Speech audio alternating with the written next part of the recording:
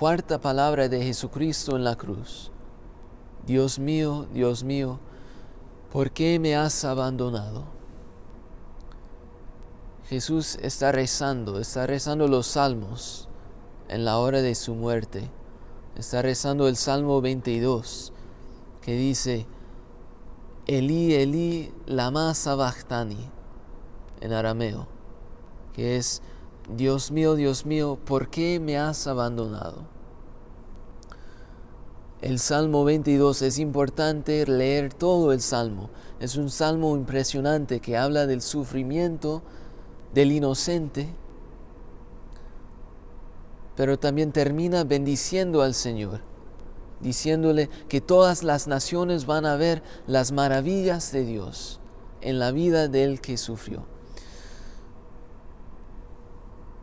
Pero también Jesús lo dice con todo el corazón. Dice, Dios mío, ¿por qué me has abandonado? ¿Por qué? ¿Cómo es posible? Si Jesús es Dios, es la segunda persona de la Trinidad, ¿cómo puede decir, Dios mío, ¿por qué me has abandonado? ¿Cómo Dios puede abandonarse a sí mismo? No podemos olvidarnos que Jesús también es un ser humano, es completamente humano y también es completamente Dios. Y también que Él se está cargando con todos nuestros pecados. Él toma en su carne los pecados de todo el mundo.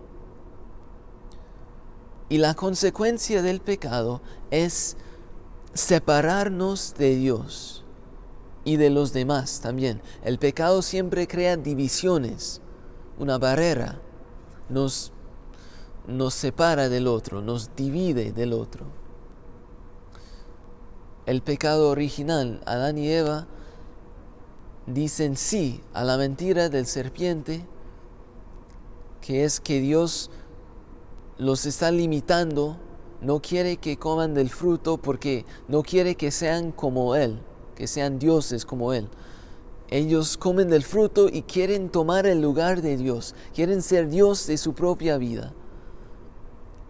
Y con ese acto, ellos se separan de Dios, crean una división.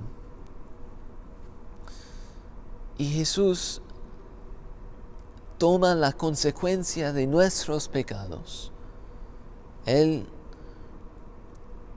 está separado de todos de todos sus amigos, sus discípulos, su familia, crucificado fuera de la ciudad, aislado, rechazado.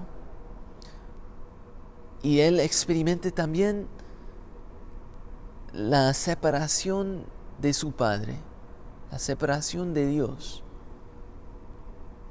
Él siente esa separación profundamente en su alma, en su ser.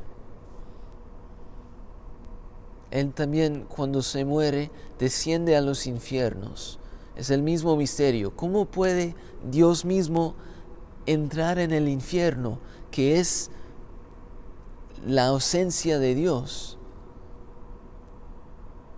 Jesús experimenta el infierno, experimenta la separación de Dios, la separación de su Padre. Eso es la agonía más profunda, más terrible del sufrimiento físico, la tormenta, la tortura que Él sufre en la crucifixión. Más terrible que eso es la agonía espiritual, de experimentar la separación de su Padre, la separación de Dios. Él entra en ese sufrimiento para redimirnos a nosotros, sacar del infierno a Adán y Eva y todos nuestros padres y nosotros mismos, que hemos experimentado un parte del infierno cuando hemos pecado. Cuando hemos pecado, nos hemos dividido de Dios y de los demás, de nuestra familia, nuestros amigos. Nos hemos separado de ellos. Y Jesús entra en esa realidad, en ese castigo, para redimirnos, sacarnos del infierno y reinjertarnos en la comunión